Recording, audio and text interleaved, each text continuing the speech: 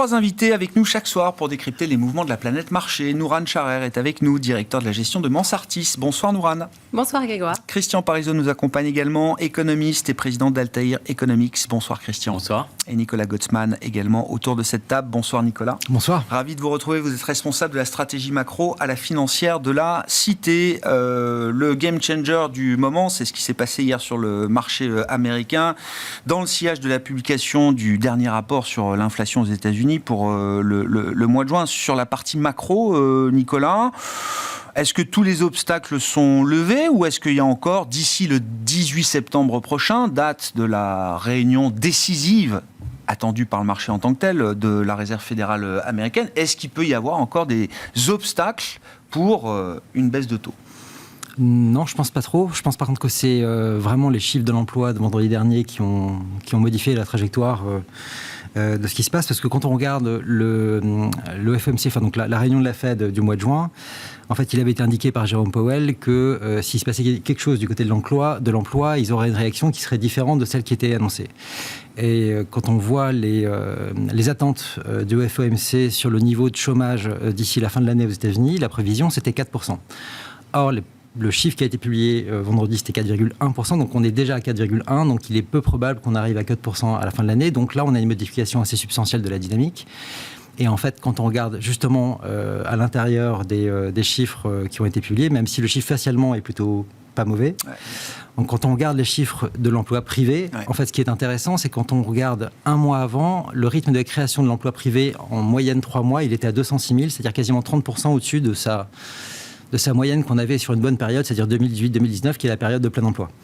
Donc on était 30% au-dessus, donc c'était parfait, et donc il n'y avait pas d'inquiétude particulière à avoir. Sauf qu'on a eu des révisions des chiffres sur les mois précédents, et le chiffre, là maintenant qu'on a pour le mois de juin, c'est 146 000, donc on est 15% en dessous. Donc là, on a une dynamique de destruction potentielle, et de hausse du taux de chômage qui est vraiment avérée. Et donc, on a le risque de faire déraper le soft landing, et ce qui enclenche effectivement une réaction assez différente de la part de la Fed, d'où le ton un peu différent de Jérôme Powell cette semaine. L'inflation n'est plus le problème unique de l'économie américaine. Alors c'est clairement ce qu'il a dit.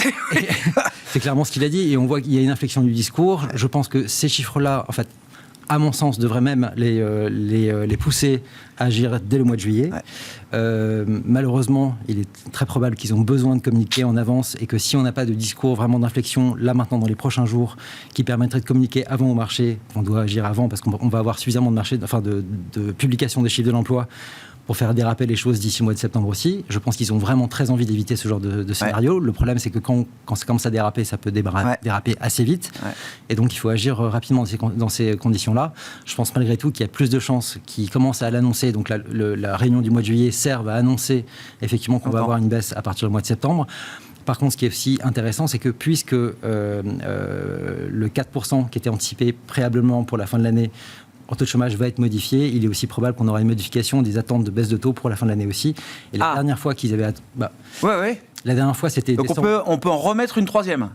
Je pense que oui. Si je regarde la prévision décembre 2023, c'était 4,1 de taux de chômage qui était anticipé, et on avait 3 baisses de taux qui étaient anticipées. Donc il est probable qu'on ait aussi encore un retour à 3 baisses de taux, 2 ou 3, me paraîtrait C'est dommage, logique. Pour une question un peu technique de calendrier, vous dites, alors que le timing plaide plutôt pour y aller maintenant, la réunion du 30-31 juillet semble trop proche pour pouvoir s'y préparer. Maintenant, les chiffres... C'est dommage. Ils vont être behind the curve, alors qu'ils ont quand même une occasion, là, dans 15 jours, de peut-être d'y aller. Ensuite, il faut voir ce qu'ils font maintenant. Est-ce qu'ils arrivent à se convaincre aussi les uns et les autres, parce qu'ils doivent discuter là maintenant? Est-ce qu'on peut y aller ou pas? Et de voir si... Ils ne sont pas tous d'accord, c'est clair. Il y a des grosses tensions. Powell, par contre, je pense qu'il est vraiment dans sa logique, et lui, il veut pas être volcker. Il veut pas être celui qui va coller un niveau de chômage élevé, et il veut absolument arriver au soft landing. Et là, en fait, on est au point de rupture. Et s'ils le font pas en juillet, est-ce que entamer en septembre, si jamais effectivement la Fed est un peu behind the curve,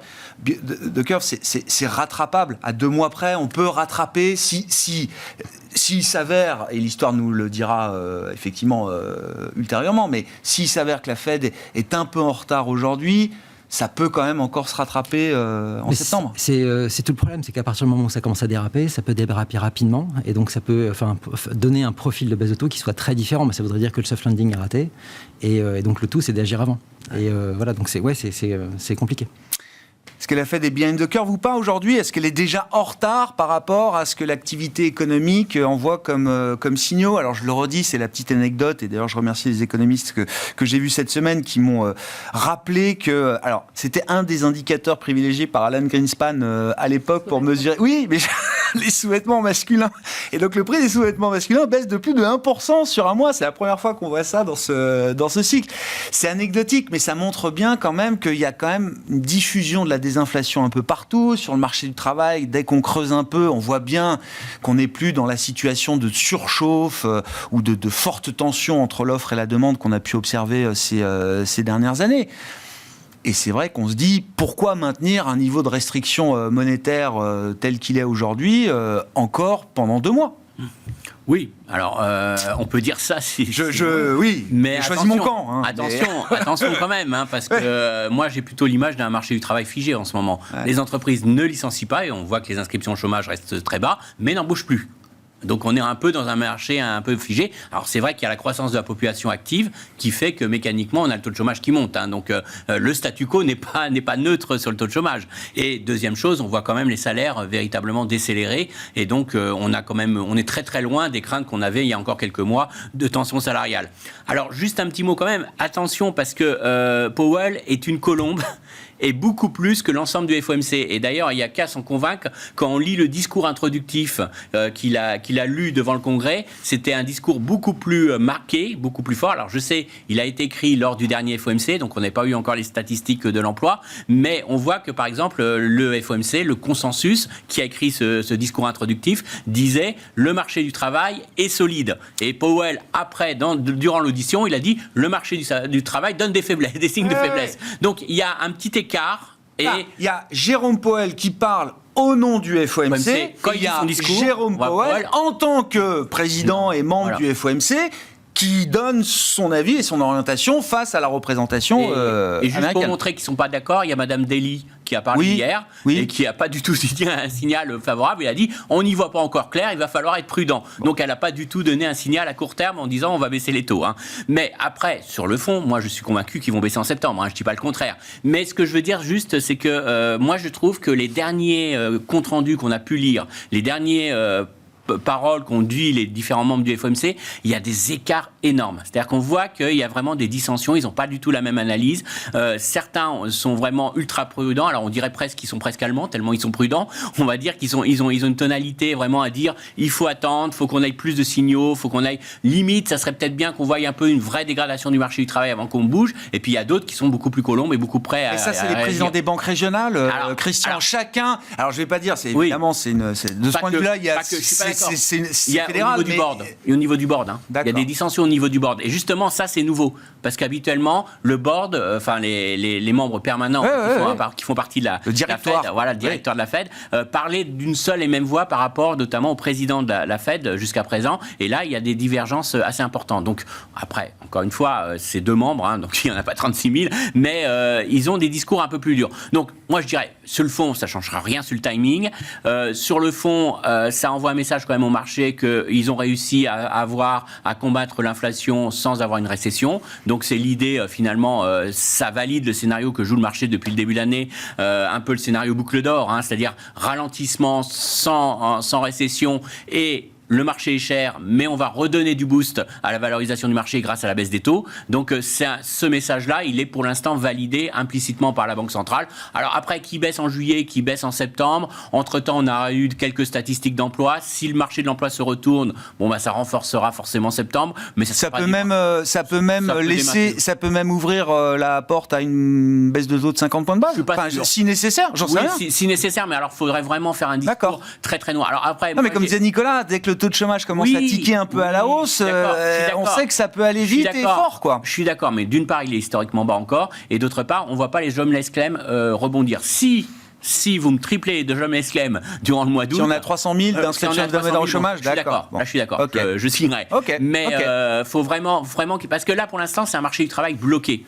C'est-à-dire que les gens ne perdent pas leur emploi. ils en trouvent plus, mais ils n'en perdent pas. Donc, et on voit que les gens, d'ailleurs, les Américains ne démissionnent plus. C'est quand même un signal très fort. Oui. Donc, voilà. Ces ratios-là sont normalisés, ils sont revenus. Puis, les derniers chiffres d'emploi n'étaient pas bons. Je rejoins ce qui a été dit, parce que quand on regarde les créations d'emplois, c'était seulement dans le secteur gouvernemental. Donc, c'était pas de l'emploi privé. Et donc, il n'était pas bon. Les derniers chiffres étaient vraiment pas bons. Donc, on peut pas dire que tout va bien. Je dis pas ça. Mais pour qu'ils paniquent et pour qu'ils baissent beaucoup plus, il faudrait vraiment qu'on ait des signaux un peu plus forts. Nourhan, sur ces considérations de politique monétaire, la baisse de taux attendue de la Fed qui semble cette fois prendre forme pour septembre, et est-ce que ça implique pour le marché ? À ce titre, la séance d'hier était quand même particulièrement éclairante. Non mais avec une rotation du Nasdaq vers les small caps, qu'on n'a pas vu dans cette ampleur, comme je le disais, depuis l'annonce du vaccin en novembre 2020, sur une journée, je ne sais plus si c'était le 9 ou le 10 novembre, mais qui avait été une journée, pareil, de rotation historique. Oui. Il s'est passé quelque chose, quand même. Il s'est passé quelque chose. Bon, la première question, c'est effectivement, par rapport à ces anticipations de politique monétaire, quelles sont les directions de marché qu'il faut prendre ? La première réponse est de dire, effectivement, et là je rejoins ce qu'a dit Christian, c'est que finalement, quel que soit le timing, et j'allais dire, peu importe presque la fréquence, on a quelques certitudes aujourd'hui, ou en tout cas, si tant est bien qu'on peut en avoir en finance et en économie, mais qu'on n'a pas eu d'erreur de politique monétaire, c'est-à-dire qu'aujourd'hui, globalement, on voit bien que le ralentissement de croissance anticipée arrive enfin. Donc, c'était plutôt la situation presque de surchauffe un peu aux États-Unis qu'on avait eu au premier trimestre, qui était plutôt intrigante, dans un environnement où on était en restriction monétaire. Donc, aujourd'hui, en fait, pas d'erreur de politique monétaire. Le sens va dans une sens de baisse des taux. On se posait quand même la question au premier trimestre si on n'allait pas plutôt avoir une hausse des taux. Aujourd'hui, on connaît le quelques-uns se posaient la question. On connaît le mouvement. Il n'y a pas d'erreur de politique monétaire. On est en ralentissement économique, mais on a quand même une dynamique d'activité qui reste excellente. Aux États-Unis, on est quand même au-dessus de la croissance potentielle. On a effectivement des ralentissements, un marché du travail qui se tend, des indicateurs économiques qui commencent à ralentir. Mais il ne faut pas oublier que c'est un ralentissement qui est piloté, souhaité, voulu et qui va engendrer effectivement... Oui, la question, est-ce qu'on est encore dans cette idée-là ou est-ce qu'on est déjà dans un risque de basculer dans une dégradation notamment du marché du travail qui serait moins souhaitée, moins souhaitable et plus inattendue du point de vue de la Fed? Alors on peut toujours anticiper le pire, mais aujourd'hui c'est pas ce que nous indiquent les indicateurs. Globalement, on n'anticipe pas des récessions à la lecture des indicateurs économiques ou à la lecture du marché du travail. Donc ça, c'est la première chose. Et en général et historiquement, en dehors des crises financières, les marchés actions ont plutôt été très booming, très porteurs dans un environnement de baisse des taux. Et on l'a toujours dit, si la dynamique de croissance est forte, il ne faut pas aller contre la Fed qui reste en fait des mouvements relativement importants. Et c'est la le rotation sens du marché depuis... Alors je vais y venir parce que c'est plus compliqué de répondre à cette question. Et c'est le sens du marché depuis un an et demi. On voit bien qu'on a décalé le nombre de baisses, le timing de baisse, etc. La dynamique sous-jacente est restée bonne. Bon. Sur la rotation qu'on a eue hier, alors moi, j'ai du mal à analyser les... Le Nasdaq perd 2%, les 7 magnifiques perdent 4 ou 4,5%, et le Russell 2000, qui était à 0 depuis le début de l'année, fait plus 3 quasiment, ou 3,5 sur la séance. Et ça continue, ce mouvement-là, ce trade-là continue aujourd'hui. Ok, ce que je peux répondre sur le... Enfin, je peux tenter d'apporter une réponse qui n'est pas vraiment une réponse, c'est de dire... autant les marchés peuvent être rationnels à moyen, long terme, autant on peut avoir un peu d'irrationalité sur du très court terme. Et dans un marché, normalement, effectivement, avec des niveaux d'inflation qui baissent plus fortement et une anticipation de baisse des taux, on n'aurait pas imaginé avoir effectivement un Nasdaq qui baisse fortement. Le marché va toujours là où ça fait mal. Hein. Oui, alors après, donc moi je pense que c'est provisoire, temporaire en tout cas. Du côté des petites valeurs, ça répond peut-être plus à une logique rationnel que je ne valide pas, c'est-à-dire effectivement on anticipe une baisse des taux, donc les petites capitalisations qui avaient des niveaux de taux d'intérêt qui s'endettaient à des sur une période de... Il y a un soulagement financier. Il y a un soulagement financier, mais je ne valide pas cette rotation ou ce retour sur les small caps parce que... l'activité ralentit. Alors, il y a l'activité garantie et c'est surtout que les taux ne baissent pas fortement. Ouais. C'est-à-dire les taux réels, de toute façon, aujourd'hui, restent sur des niveaux élevés. Et même si on a une baisse de 25 points de base des taux américains, de toute façon, en taux réel, globalement, on restera sur les mêmes niveaux. Donc, vous n'avez pas envie de vous engouffrer dans ce trade-là aujourd'hui ? Non, parce que alors il faut regarder les fondamentaux. Je veux dire, là aujourd'hui, le marché réagit en termes de performance. On va rechercher ce qui n'a pas bien marché, etc. Mais c'est pas ça qui drive un marché à moyen long terme. Et ce qu'il faut regarder, c'est les fondamentaux. En termes de croissance des résultats sur les small caps, que ce soit en chiffre d'affaires ou en résultats, c'est stable par rapport à l'année dernière. Donc il n'y a pas d'amélioration par rapport, chose qu'on peut voir plutôt dans les large caps. Il n'y a pas d'amélioration des fondamentaux. Il n'y a pas d'amélioration du bilan, puisque effectivement on n'a pas une baisse très très forte des taux et le bilan continue à être fragilisé. Donc non, effectivement, on ne valide pas du tout ce retour sur les small caps. Comment vous regardez, Nicolas, le calendrier, même le pricing des baisses de taux au-delà des 2-3 premières de 2024, à savoir celles qui sont dans le marché pour 2025 C'est le casse-tête. Parce que sur la publication de l'inflation, les probabilités de baisse de taux en 2025 augmentent également. Tout le monde a en tête que quand même la probabilité politique la plus importante, c'est d'avoir une vague Trump le 5 novembre. Malgré ça, le marché continue de penser qu'il y aura des baisses régulières, 4 au moins en 2025, après les 2,5 peut-être de 2024. De toute façon, ce sujet-là, maintenant, c'est la grande question. C'est que maintenant, on va déclencher le cycle de baisse des taux. La question maintenant, c'est de savoir pour aller où. Et cette question-là, je pense qu'ils vont commencer à essayer d'apporter une réponse lors de la réunion de Jackson Hole pour commencer à parler de ça. Je pense qu'ils vont également, Powell a aussi annoncé que la revue de politique monétaire allait être lancée finalement en fin d'année et pas en milieu d'année, et que la question du R-star, donc le taux d'intérêt naturel, donc le taux terminal en gros, cette question-là sera évoquée, je pense, sérieusement lors de cette revue. Et c'est la question maintenant, c'est de savoir exactement où est ce niveau-là. Je pense qu'il y a quelques gouverneurs qui ont commencé C'est marrant parce qu'il y a une différence de traitement de cette question-là entre l'Europe et les États-Unis. Les États-Unis me semblent très prudents, c'est de savoir en gros peut-être que ça va monter un peu, mais en fait on n'est pas si sûr que ça. En Europe, ils ont l'air d'être persuadés que par contre le R-star est monté très fort et donc ça justifie d'avoir des taux d'intérêt très élevés. Aux États-Unis, ils sont beaucoup moins sûrs de cette question. Je pense que les arguments qui ont été développés notamment par Chris Waller, donc qui est on va dire maintenant la tête plus ou moins intellectuelle de la Fed aujourd'hui, sont intéressants. Il remet pas mal en cause justement tous les éléments qui avaient été apportés sur les causes de baisse du R-star au cours de ces dernières décennies, savoir les questions démographiques et ce genre de choses, en disant oui, peut-être que les taux d'intérêt de la dette d'État ont baissé fortement, mais quand je regarde le rendement du capital, en fait, on constate pas de baisse. Et s'il n'y a pas de baisse, s'il y a une baisse sur l'un et sur l'autre, c'est qu'il y a un facteur déterminant, différent, mais que normalement la démographie et la baisse de productivité auraient dû avoir un impact sur le retour du capital. Ce n'est pas été le cas. Et donc lui a plutôt une vision budgétaire, une lecture budgétaire de la situation, en disant que voilà, si le gouvernement américain émet de plus en plus de dettes, on pourrait avoir un risque d'avoir effectivement une rupture entre l'offre et la demande de dettes aux États-Unis qui ferait monter le R-star. Mais si on a une accalmie de ce côté-là, je pense que c'est aussi un message de la Fed au gouvernement pour dire en gros, ça serait peut-être bien de ne pas avoir 7% de déficit tous les ans. Ça ne va pas nous arranger. Et en tout cas, si vous voulez des taux bas, ce n'est pas la bonne direction à prendre. Oui, donc ça veut dire que dans son esprit, Chris Waller, la conduite et l'orientation donnée à la politique budgétaire, fiscale, tarifaire à partir du 5 novembre sera un élément clé, effectivement, absolument.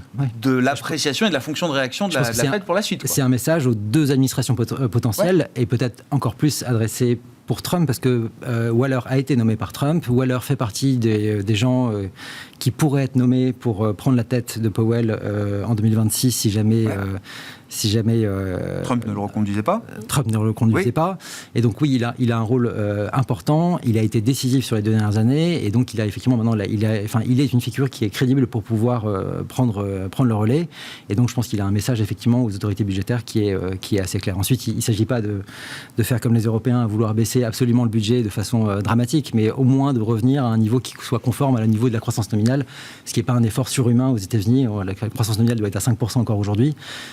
5% de déficit, ça me semble être pas tout à fait inatteignable. Oui, il n'y a pas d'urgence. Il faudra apporter un peu de gage, de crédibilité sur la trajectoire à un moment. Oui, ça permet. Si vous avez 5% de déficit, 5% de croissance nominale, vous arrivez à stabiliser votre dette. Donc, tout va bien. Et c'est plus évident que ce soit une administration ou une autre. Enfin, je veux dire, une administration Trump avec une plateforme quand même qui a été beaucoup plus détaillée qu'en 2016, ça peut permettre d'apporter ces garanties-là, ou on est hors des clous tout de suite et c'est ensuite le match, marché Washington, quoi. Ouais, il y a un enjeu pour la Fed qui a été largement décrit la semaine dernière par Yann Attius de Goldman Sachs à Sintra, en indiquant justement que la hausse des tarifs qui était prévue par l'administration Trump pourrait avoir un impact finalement assez réduit sur la croissance américaine, mais par contre un impact assez fort sur l'inflation aux États-Unis. Bien sûr. Par contre, pour la zone euro, c'est la situation inverse, c'est-à-dire que ça aura un impact assez faible sur le niveau d'inflation. Par contre, ça peut en avoir un impact assez lourd sur la croissance européenne, et en gros, dégommer l'intégralité de la croissance européenne prévue pour 2025. D'accord. Oui, donc c'est schéma inverse, quoi. Enfin, absolument. Et donc, ça implique des réactions différentes de la part des deux banques centrales, et une différence assez intéressante à voir. Après, ça serait ce change qui stabiliserait les choses. À voir. Mais ça, si on prend cette logique-là, normalement, l'euro devrait permettre de... Qu'est-ce qui se passe, Christian, si Biden est sorti et l'histoire n'est pas terminée, visiblement, quand je vois que George Clooney sort pour... non mais sérieusement, on a regardé à chaque mot de Biden de savoir de qui il parle, etc. Bon, quand un George Clooney rentre dans la bataille, j'imagine c'est pas pour rien. Il est quand même plus connu. J'imagine qu'au moins la moitié des parlementaires américains, je parle de l'ensemble de la population américaine. Hein. Après, c'est un vrai problème parce que derrière, qui mettre derrière Biden, c'est ça le vrai problème aujourd'hui. Et on sait que... les parieurs vous disent c'est Kamala Harris. Mais qui n'a pas non plus une notoriété exceptionnelle aux États-Unis et qui ne fera pas forcément beaucoup plus que M. Biden. Donc c'est compliqué aujourd'hui. La situation des démocrates est très compliquée parce que déjà les donateurs vont plus mettre $1 sur Biden. J'ai l'impression qu'ils sont au moment où ils n'ont plus le choix. Même s'il y a des arguments contre sortir Biden de la course aujourd'hui, il n'y aura pas l'argent pour aller faire la course jusqu'au bout. Il y a un problème. Les derniers lapsus qu'il a fait là, je crois que lui coûte clairement. Et je pense que la semaine prochaine, ça va bouger. Ça va bouger au niveau des démocrates et faut qu'ils agissent vite et faut convaincre Biden de ne pas se représenter.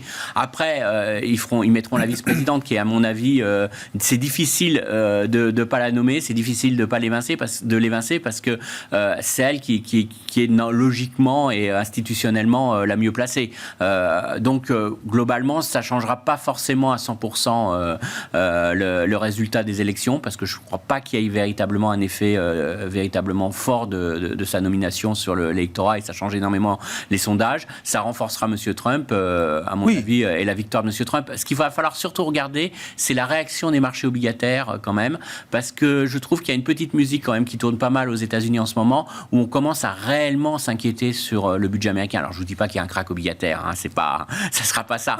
Mais on commence à réellement aujourd'hui se dire que l'émission de 30 ans hier, ça s'est pas très bien passé sur du 30 ans. Sur du 30 ans, c'est lourd quoi. Faut voir que aujourd'hui on est quand même dans l'idée de se dire que on va avoir plus d'inflation avec s'il mène en plus ou moins, même s'il fait toujours attention avec M. Trump, on sait qu'il appliquera peut-être pas tout, mais globalement c'est une politique de déficit public supplémentaire avec plus d'inflation, ce qui est quand même le pire des scénarios pour le marché obligataire. Et de plus en plus, il y a quand même pas mal de mes confrères américains qui recommandent aux investisseurs de jouer la pontification de la courbe des taux. Bear steepening. C'est pas de jouer un krach obligataire, c'est pas du tout de dire qu'on va avoir une défiance, mais ça veut dire qu'il va y avoir une prime de risque supplémentaire qui va réellement se mettre en place sur le marché obligataire et sur la courbe des taux si la victoire de M. Trump commence à être véritablement très probable. Donc cette prime de risque, elle va quand même... Donc pour revenir à l'histoire des quelques baisses qu'on peut espérer de la Réserve fédérale américaine, pour des taux longs américains, qui pourrait soit... Il n'y a pas une translation parfaite du mouvement sur des taux longs américains. Quand je dis prime de risque, ça veut dire que les taux réels vont monter. D'accord. Je ne dirais pas les taux forcément nominaux, puisqu'on a quand même une baisse de l'inflation, et on a quand même... Mais globalement, ça veut dire qu'une grosse partie de la baisse de septembre de la Fed pourrait être complètement mangée par une pontification de la courbe des taux, ce qui n'est pas forcément choquant en soi, mais qui n'est pas du tout intégré par les marchés actions aujourd'hui. Il faut quand même le souligner. C'est pas un scénario, et ça pourrait être un vrai scénario baissier pour les marchés actions, à mon avis. Nourane, comment on se gère ou comment on se couvre contre ce risque politique? Parce que c'est vrai que souvent, le playbook habituel, c'est de se dire, bon, je vais essayer de ne pas accorder trop d'importance au bruit politique, parce que généralement, ça mène à rien, et que les tendances de fond, les cycles sont plus importants, effectivement, que le bruit politique, souvent passager. Là, on est quand même dans un monde un peu différent. Le politique a repris une certaine primauté sur l'économique, etc. Et on a des situations chaudes ici et là. Alors certaines s'apaisent au Royaume-Uni, mais bon, la France, les États-Unis, c'est aussi des gros morceaux. Comment on en tient compte dans la gestion de portefeuille d'investissement?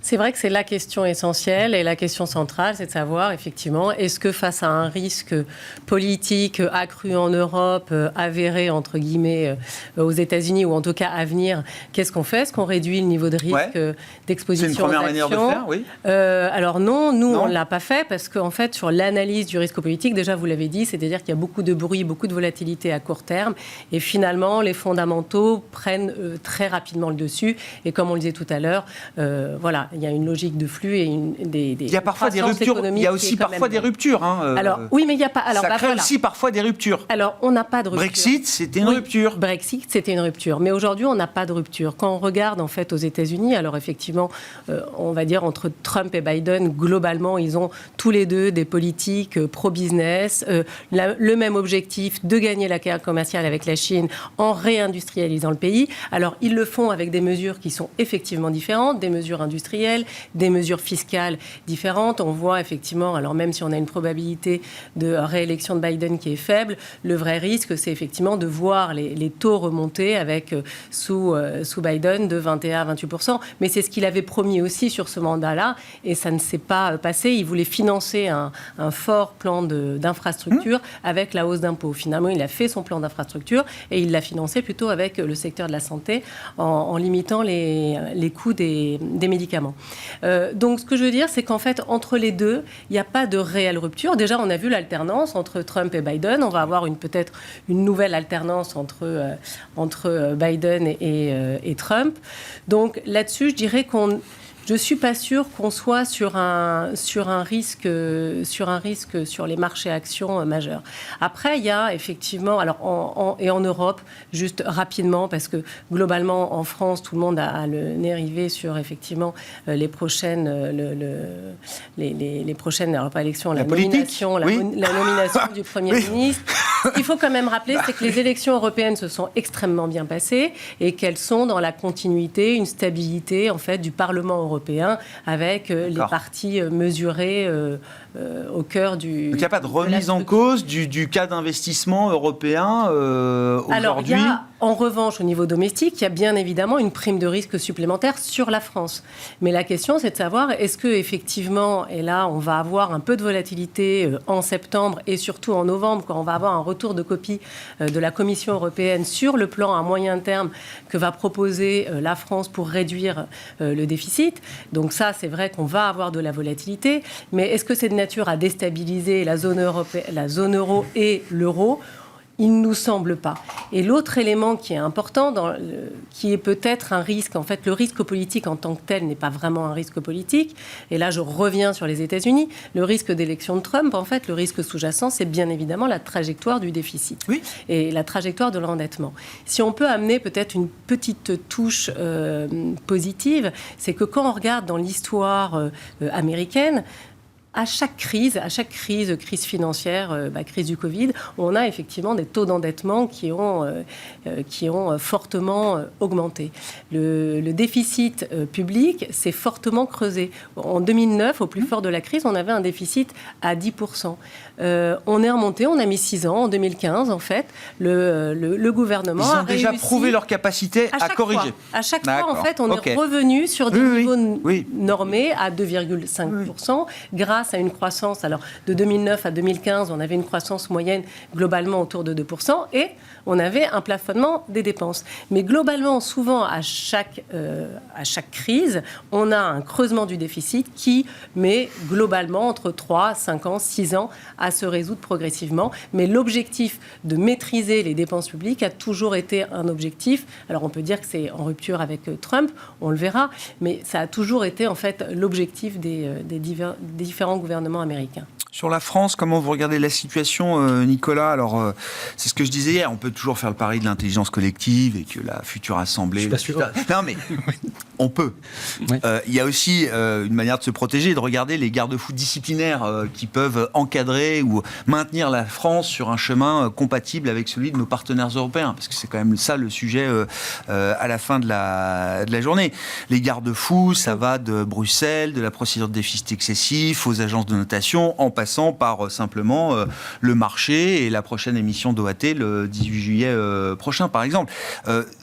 Ce cadre-là, il paraît solide, suffisamment solide et rassurant pour que, j'allais dire, quelle que soit la prochaine gouvernance, avec l'arithmétique qui nous permet quand même d'évacuer peut-être certains scénarios et de garder d'autres sur la table. Est-ce que ça permet quand même de se rassurer dans l'idée que une France immobile, ou ingouvernable, c'est pas forcément une instabilité systémique pour la zone euro? Ou est-ce que c'est un risque qu'il faut prendre en compte? Et si oui, est-ce que 65 BP de spread, est-ce que c'est une prise en compte de ce risque-là? C'est compliqué de répondre parce que quand vous regardez un peu sur le long terme, vous voyez que la situation, enfin toutes les règles qui ont été appliquées, on va dire, n'ont pas eu des résultats non plus absolument merveilleux, on va dire. Voilà. De se retrouver aujourd'hui à la tête d'un gouvernement avec des taux européens qui sont à 3,75, avec la nécessité a priori de faire des économies de 15 milliards d'euros pour l'année prochaine, je pense que ça ne tente pas grand monde effectivement au niveau politique pour y aller. Et que c'est quasiment, c'est suicidaire.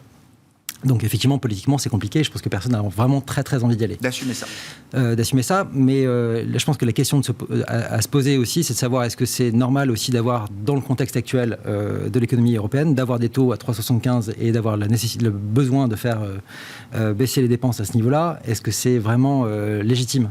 Ils seront à 3,50 en septembre et ils sont à 3,25 en décembre, les taux, Nicolas. Oui, le problème... Si je regarde, par exemple, si je fais une comparaison entre les J'ai l'impression que c'est quand même un peu aussi indépendant du seul sujet. Je dis pas que ça aiderait pas, hein, mais j'ai l'impression... Ça aiderait pas mal, ouais. Ouais, mais ça enlèverait pas quand même le besoin de faire, j'imagine, un peu de consolidation... de l'exécution budgétaire, en tout cas en France. Moi, je suis toujours un peu frappé de ça. Oui, vraiment. Quand vous regardez encore une fois les règles européennes, c'est de 92, c'est 3% de déficit, c'est 60% d'endettement. La réflexion qui est au départ, c'est qu'il vous fallait 5% de croissance nominale. C'était la moyenne qu'on avait à l'époque. 3%, c'est 60% de 5. Et donc, si vous avez 5% de croissance nominale, 3% de déficit, vous avez une dette qui stabilise à 60%. C'est parfait. Sauf que si je regarde par exemple la période 2007-2019, pour la France, on n'avait pas 5% de croissance nominale, on avait 1,8% de croissance nominale. Ça vous rend totalement impossible de pouvoir régler ça. Et ça, c'est un problème qui est plutôt directement lié à ce qui est fait au niveau budgétaire et surtout au niveau monétaire. Quand vous regardez les dépenses publiques françaises, si je compare notamment l'Allemagne et la France, si je prends encore une fois 2007-2019, France plus 26% de dépenses publiques en termes de dépenses publiques, Allemagne plus 46%. Donc vous voyez que vous avez un décalage qui est absolument énorme entre les deux, et vous voyez que c'est pas forcément que la France dépense comme une dingue par rapport à l'Allemagne, c'est pas le cas. C'est que les rentrées fiscales liées à la croissance sont beaucoup plus faibles en France qu'elles ne le sont en Allemagne. Donc vous avez vraiment un problème. Et quand je regarde ça a été le sujet du déficit 2023. Oui, absolument. Et quand je regarde ce qui se passe en France, c'est que je vois que la France, si je compare chaque pays de la zone euro par rapport au PIB de la zone euro, où j'enlève le pays en question pour savoir lequel ressemble le plus à la zone euro. C'est la France. C'est le France de loin, en fait. Donc l'économie française est quasiment le proxy parfait de ce qui se passe en Europe et le résultat quasiment parfait de la macroéconomie européenne. Par rapport à ça, vous voyez que vous avez un problème au niveau de la Banque Centrale Européenne qui est vraiment trop restrictif dans le temps. Je considère que c'est le cas. Et encore une fois, avec des niveaux de croissance nominale qui sont aussi faibles, vous ne pouvez pas appliquer des niveaux de déficit aussi stricts par rapport à ça.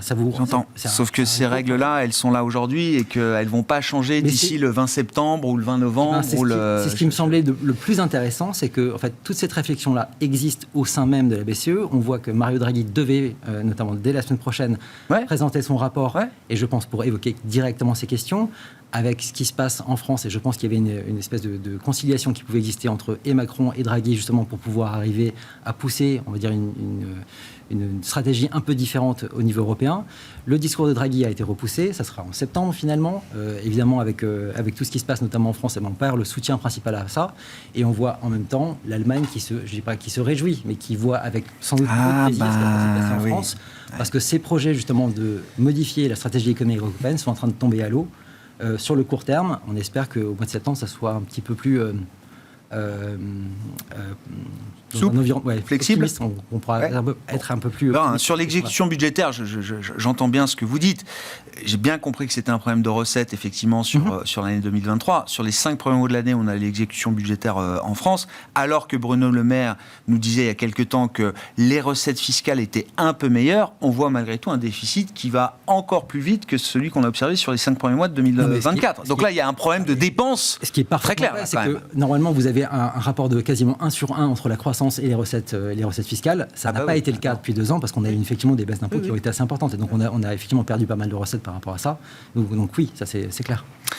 Faut qu'on parle des résultats. Non, mais Christian, enfin, si vous voulez aller sur la France, mais non, mais on parle des résultats, ouais. Bon, je sais pas, sur les premiers, il y avait Delta, PepsiCo, il y a eu quelques petits warnings quand même, Dassault Systèmes chez nous, Veralia, etc.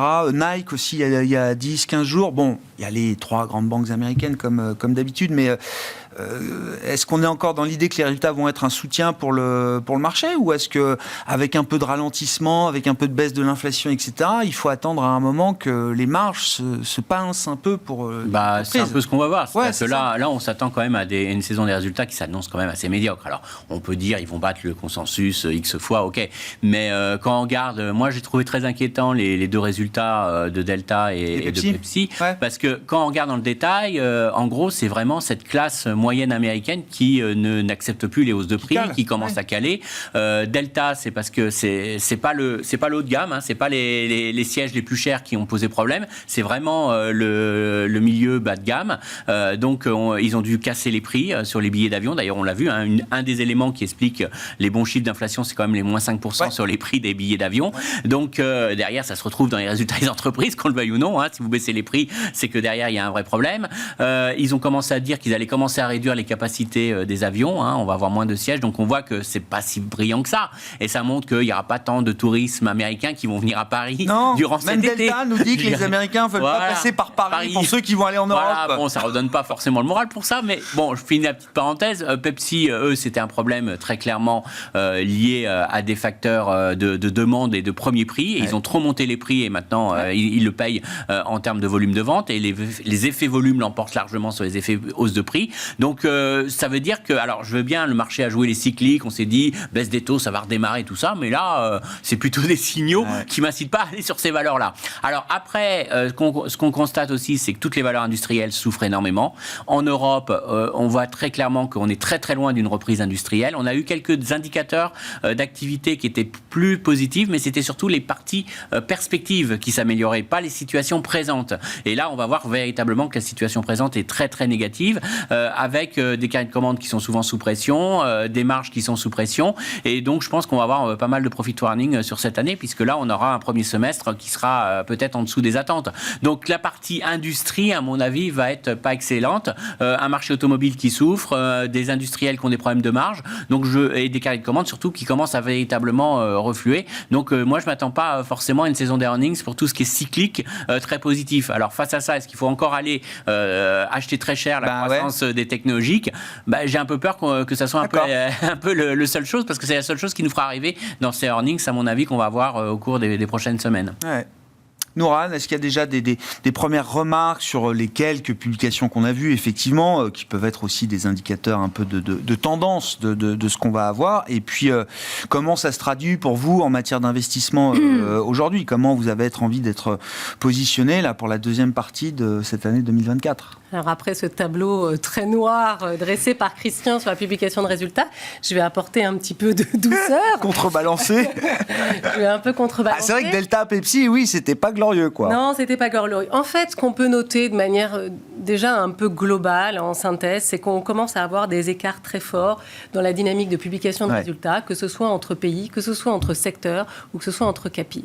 Donc entre pays, on continue à avoir quand même des croissances de résultats aux États-Unis au global sur l'année et aussi sur le trimestre sur le T2, plutôt dynamique. On est à plus 12 attendu en croissance des BNA sur l'année et plus 9, je crois, sur le trimestre. En Europe, c'est un peu plus faiblard, mais la dynamique de croissance attendue sur le trimestre, elle est enfin positive. On est à plus 3 en Europe. Donc ça, c'est plutôt globalement une bonne nouvelle. Et on n'est que seulement à plus 4. Enfin, c'est une bonne nouvelle si ça se confirme. Oui, si ça se confirme. Alors après, effectivement, il y a des zones de risque, et ça, je rejoins Christian. Les zones de risque, elles sont assez bien identifiées. Elles ont été d'ailleurs assez bien déjà identifiées au premier trimestre. On va avoir essentiellement, j'allais dire, presque 2 secteurs qui tirent un petit peu à la baisse ces dynamiques de résultats. C'est la consommation discrétionnaire ou même la consommation globale et le secteur de la santé. Quand on regarde un petit peu plus en détail sur la consommation discrétionnaire et notamment sur le luxe, on voit un arrêt très net. On avait une croissance globale l'année dernière à 12%. Aujourd'hui, tirée essentiellement d'ailleurs par les volumes et par les prix. Aujourd'hui, en fait, on a un ralentissement des volumes et on a aussi un ralentissement des prix parce qu'il y a certaines maisons, notamment aux États-Unis, qui face à cet arrêt de consommation ou cette normalisation de consommation aux États-Unis, commencent en fait à réviser des prix à la baisse. Donc pour les valeurs du luxe, c'est assez rare, mais en fait, on le voit. En Chine, en fait, ça repart pas. On a une déflation salariale, on a une crise immobilière qui effectivement bloque le consommateur chinois. Et puis en Europe, ça se stabilise plutôt, mais on n'échappe pas à cette normalisation de la consommation.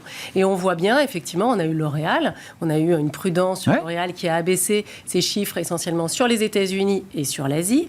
On a Nike, par exemple, qui a révisé à la baisse sur l'ensemble des zones géographiques, l'ensemble de ses résultats. Donc on voit bien, effectivement, que dans le secteur du luxe, donc nous, par exemple, on a fortement réduit notre exposition au secteur de manière assez substantielle. Assez marqué, Assez marqué. Alors, il n'y a pas... Et d'ailleurs, quand on dit on a des problématiques sur la medtech, ça suit aussi cet arrêt de la consommation, cette normalisation de la consommation. Toutes les dépenses de style implant dentaire, implant oculaire, etc., qui aux États-Unis sont financées par endettement, on voit bien un arrêt des dépenses. Et donc, ça a amené effectivement une prudence chez Straumann ou un profit warning, par exemple, chez Carl Zeiss. Après, il y a des zones... c'est là où je trouve que sur les valeurs industrielles, attention, parce qu'on a des très fortes opportunités quand même. Les opportunités, on les a sur toutes les valeurs industrielles qui sont quand même exposées à cette tendance sur la transition. Oui, mais elle est réelle. Hein. Là, on a des carnets de commandes qui sont au plus haut, on a des marges au plus haut, et on voit bien effectivement que là, on a une dynamique qui est très forte, mais effectivement, il faut faire du stock picking spécifique sur le secteur industriel. Ce sera l'enjeu des prochaines semaines pour ceux qui vont suivre la période de publication de résultats de cette mi-année 2024. Merci à vous trois d'avoir été les invités de Planète Marché ce soir. Nourane Charer, Mansartis, Nicolas Gottsman, la financière de la Cité, Christian Parizeau, Altair Economics.